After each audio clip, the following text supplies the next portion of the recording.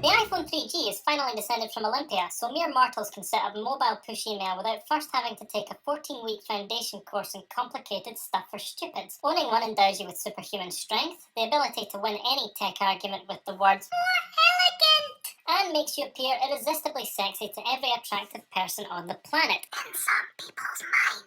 You don't need me to tell you that Apple fanboys are more batshit than Bruce Wayne's septic tank, and the iPhone 3G and accompanying App Store have been subject to the sort of hype usually reserved for things like the end of a world war or the release of Lionel Richie's latest concept album. That said, on this occasion I have to agree that the hype is at least some way justified, not least because the iPhone is now a bona fide gaming machine, which is about as exciting as it gets for a munchkin-voiced megalomaniac disembodied thumb. This, of course, has prompted opinionated internet twerps everywhere to pipe up with cries of "But the DS already has a touchscreen," or "The PSP has far better graphics." Thanks to Mr. The Finger for that rousing performance there. Okay, to respond to this, yes, genius, the DS does have a touchscreen. Welcome to Mensa. While we're on the topic of pointing out the completely f***ing obvious, I should probably mention the iPhone's touchscreen is multi-touch, allowing you to control more than one element of on-screen action at any one time, which, unless you're the sort of person who struggles to change the TV channel and adjust the volume simultaneously, should probably come in reasonably handy for just about every genre of game ever conceived. Then there is the accelerometer, which adds yet another layer of control.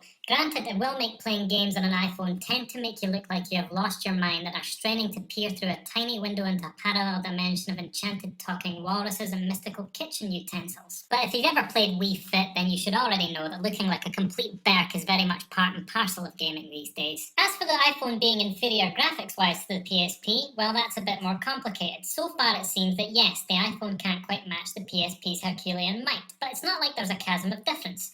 Early demo videos for games like Crawl are very impressive, and at the very least make the DS's equivalent look about as graphically lithe and agile as a quivering bin liner filled with yogurt. Also, seeing as Crawl has benefited from mere months of development on a tiny budget, it's probably not the smartest idea in the world to say something like God of War Chains of Olympus totally owns! iPhone fails! Snarf, snarf! Because it's a bit like comparing Michael Bay's Transformers with an unfinished episode of the Power Rangers, which if you don't know the difference offhand is about enough to pay for a fleet of champagne-powered helicopters upholstered in real unicorn hide, each piloted by a cloned Elvis Presley. So with the two most typical fanboy points of contention obtusely and summarily dispatched of, there's still the iPhone's chief weapon to consider: the App Store. In spite of Apple's hip and groovy image, the company's attitude towards consumers and developers alike has often been regarded as slightly draconian. In the case of the very closed App Store, however, such a funneling of content could make lots of sense. And lots of money for Apple. Not only does it mean that everything is stored in one place where it's easy to search for and find, but because everything on it has to be approved by Apple, gamers won't have to wade through a stinking quagmire of Sudoku-ware. At the same time, it also means that small developers, which by the way have a wonderfully open access to the iPhone's development tools, will have a nice visible platform from which to showcase their wares for free. Which is lovely. But it won't be the first games machine to offer content via a closed service. The iPhone is looking very much like the device that will finally bridge the gap between mobile games and dedicated handheld console gaming.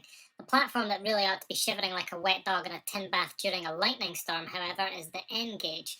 I'd hate to piss on Nokia's chips, but it has to be said that community features notwithstanding, the iPhone does seem to trump the N-Gage in every department, and judging by how the industry reacted to the iPhone SDK's release in comparison to the new N-Gage service, those fins must be really willing Steve Jobs to fall awkwardly onto something sharp pretty damn soon. And they are not the only ones shifting uneasily in their double-breasted charcoal grey suits. Sony Ericsson has recently frog-marched a motion-sensing gaming phone centre stage and secured some flashy-looking game-related touchscreen patents.